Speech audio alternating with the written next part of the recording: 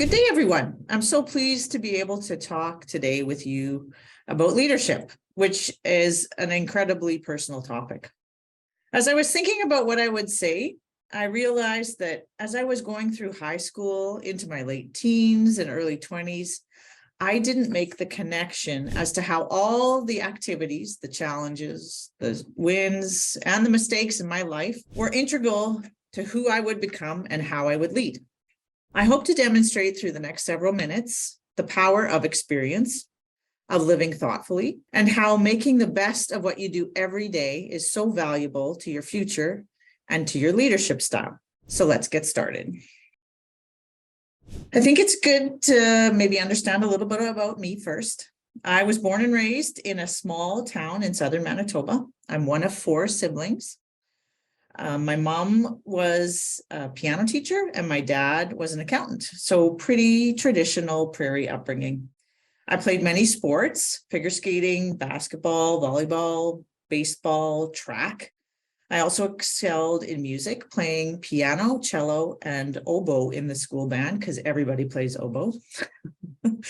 I liked school and I worked hard. I always have worked hard. However, I wouldn't say that I was efficient at the work I was doing. In fact, I've gotten much more that way as I've aged. But I'm a person that has always had to work hard. Things just haven't come easily to me. It didn't matter whether it was school or sports or work. I've always had to put in effort. For a long time, I wanted to be a doctor, but in grade 8, Women in Science and Engineering, a program that still exists in Manitoba today that encourages young women to enter STEM careers, came to my school and told me about engineering, and I was hooked. Right then, I made the decision to go to engineering school. So I attended the University of Manitoba and got my Bachelor's of Science in Mechanical Engineering. I quickly got a job at Standard Aero, which is a company that repairs and overhauls gas turbine engines for airplanes. It was a phenomenal first job, and I spent 17 years there working in operations, engineering, customer service, the supply chain, and some program management. So after working so long in aerospace, I had an opportunity to move to agricultural manufacturing for MacDon. And MacDon specializes in designing, building, and supporting harvesting equipment. I joined in 2015 as the Director of Design Engineering and have progressed to my current role, which is Senior Vice President of Customers, Products, and Services. All that really means is that I am responsible for the people who imagine and design, release our product, market and sell it, and then support the heck out of it. It is an incredible job, and I work with amazing and interesting people who support incredibly tough, resourceful, and capable customers. So here's a little video. It's a little dated, but it talks about how I came to MacDon and what working there means to me.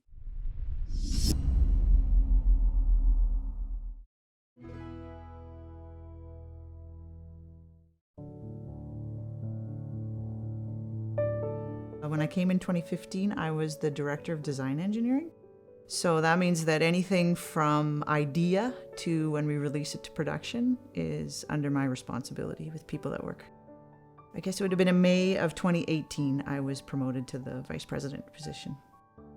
So I'm rurally born and raised, and my grandpa farmed. So I have very vivid memories of being very young and being out in a massive garden, picking peas and shelling peas. MacDon equipment has been on this farm, which is a 4th generation farm, for 50 years. And I married a farmer 20 years ago this October. You know, his perspective is one that I take to work every day. I think having that sort of that influence every day has been very, very good, especially when you're trying to think about what the next opportunity for ag equipment is. So I spent 17 years working in aerospace before I came to MacDon. And we did not make anything. So we overhauled and repaired things. So it was very much maintenance engineering. And so one of the first things I recall very vividly when I came and was in the engineering building, and I saw these engineers with an idea in their head. We would have a discussion about it, and then they'd work on a computer and they'd cut a drawing, and the next, it could be a day, maybe a week, they'd be out in the shop making whatever their idea was. And then I would see it as part of a prototype. And I thought, oh my goodness, this is true engineering. I mean, and it's right in Winnipeg, Manitoba, and we're making this stuff that goes all over the world. And there's not very many days that I don't go by a trailer with a swather and a header, or a flex draper or 2 flex drapers going down the road. And I don't know, the pride that comes from knowing that you had a part in that is really, really cool to see. I know for certain one of the things that I remember when I first came to MacDon was how beloved the MacDonald brothers were, and how there was such a sense of pride for people working at MacDon and being connected to owners. Congrats, MacDon, on achieving 70 years of fantastic product from fantastic people with a tremendous amount of pride in what they do. Just a little closer on me. After I joined MacDon, I was also given the opportunity to continue my learning, something we'll talk about a little bit later. And I attended the Harvard Business School, their leadership development program, which is the equivalent of an executive MBA. That was an unbelievable experience, both in the moment and upon reflection. Not only did I continue to pursue my understanding in marketing and strategy, operations, economics, leading change, corporate diligence, but just a host of other things. And I also really had to reflect on myself and where I was, where I wanted to go, and found a new appreciation as to how critical my personal leadership skills and intentions drive progression. Outside of work, I'm a mom, a reader, a person always working on balance, being a good friend, a reliable sibling, a responsible child, a connected spouse, and very mindful of my health. Like everyone, I'm pulled in so many directions, which is frustrating, but also a huge privilege. My life is full, and that's representative of the impact people have on me and I have on others. I really think that's what you're always looking to find, is to have relevance. At MacDon, we released our next generation flagship product, the FD2. This is a flex draper header that attaches to the front of any type of combine, whether that it is John Deere, Case, New Holland, Claas, or AGCO.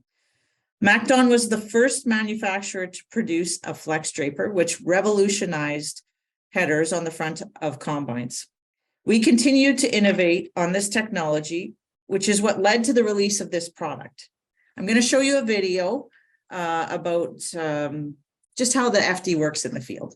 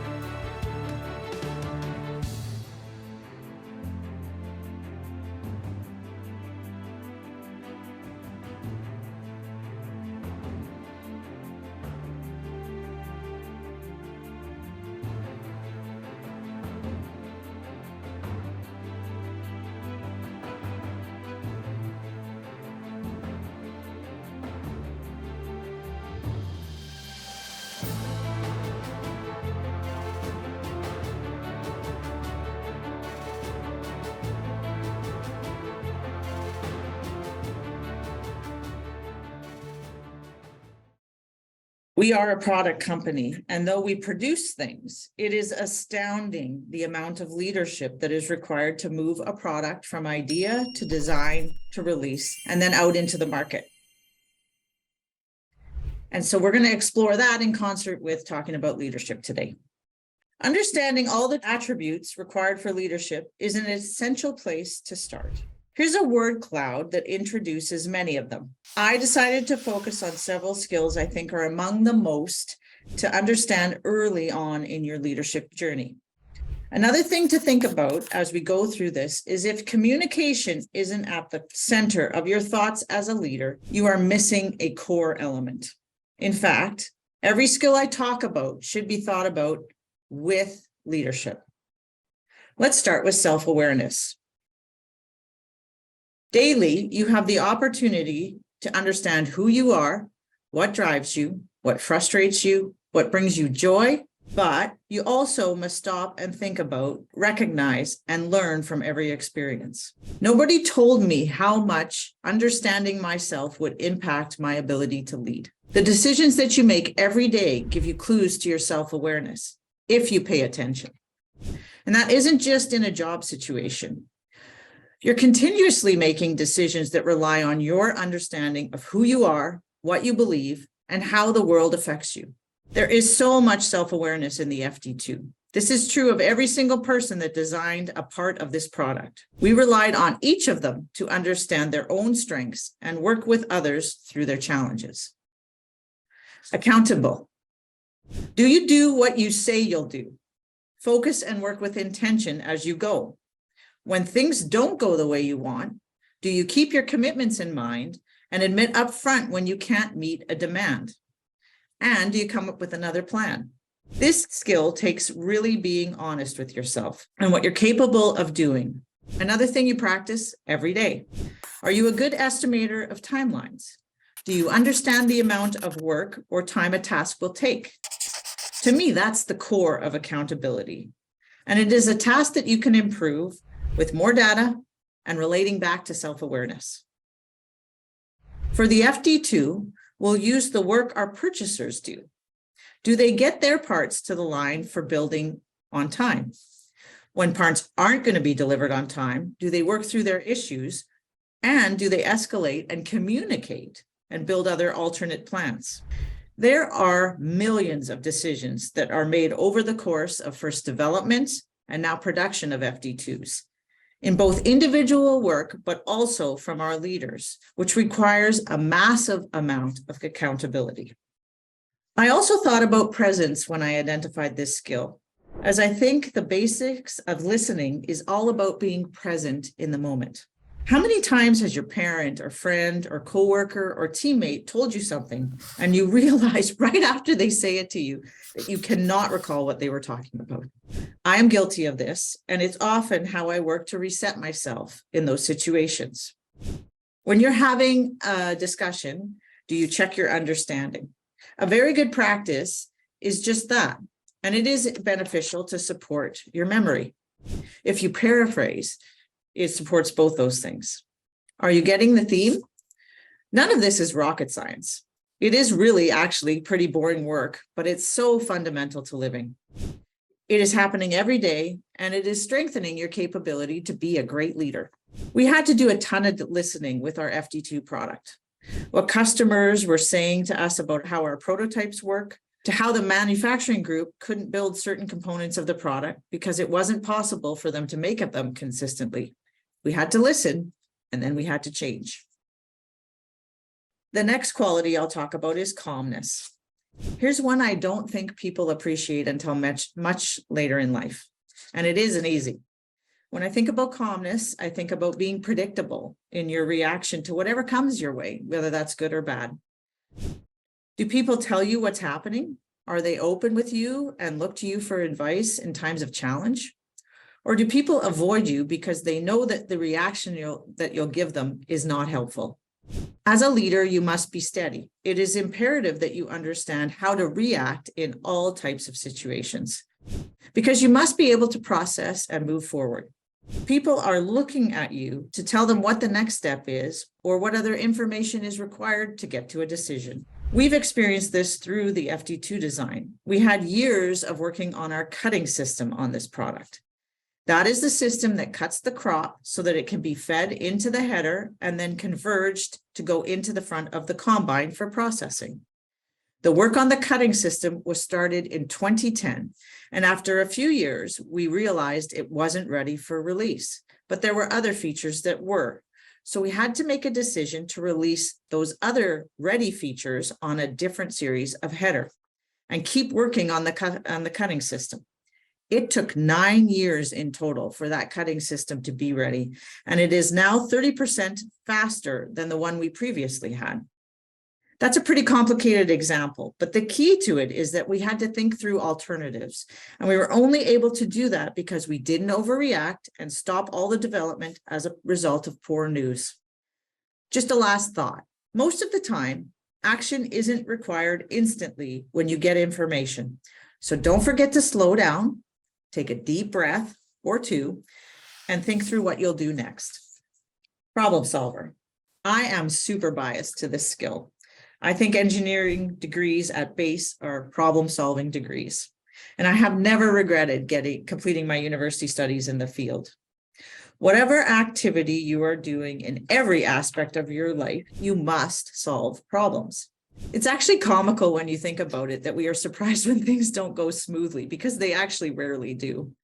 So being ready to roll with the punches, take an alternative plan, learn something new, involve different people, understand where risk is coming from, is just a way to live life.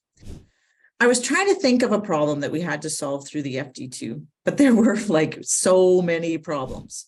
Instead, I think of the FD2 as a triumph. It is the result of bringing together a complicated product that serves a global market, brought to the market by thousands of people. Frankly, the fact that it is in demand by customers shows the power of successful problem solving at every level of our organization through the entire development. I've mentioned a couple times the power of continuous learning and never thinking that you have it all figured out. Continue to read, whether it is for pleasure or for education. It is a tool that lets us expand our minds safely with no concrete change to reality. It gives us new ideas. It can change the way we think about a particular topic. It has the power to make you dig into something that you believe even more. Something to consider, especially in today's world where we are drowning in information but starving for wisdom, is that just because you read something, it doesn't make it true, or it might not be true for you. Always go back to you, who you are, and what you hold true.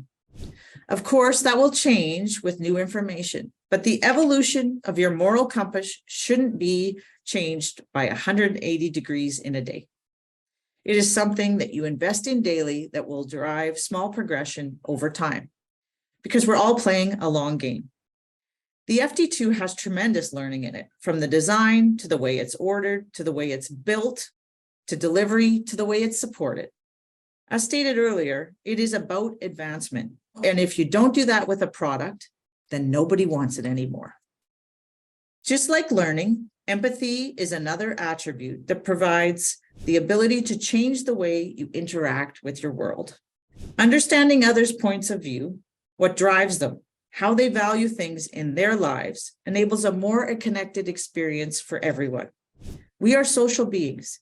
Even if some of us are loners, we still crave some amount of interaction. If you don't have empathy, how do you get through the tough times with others?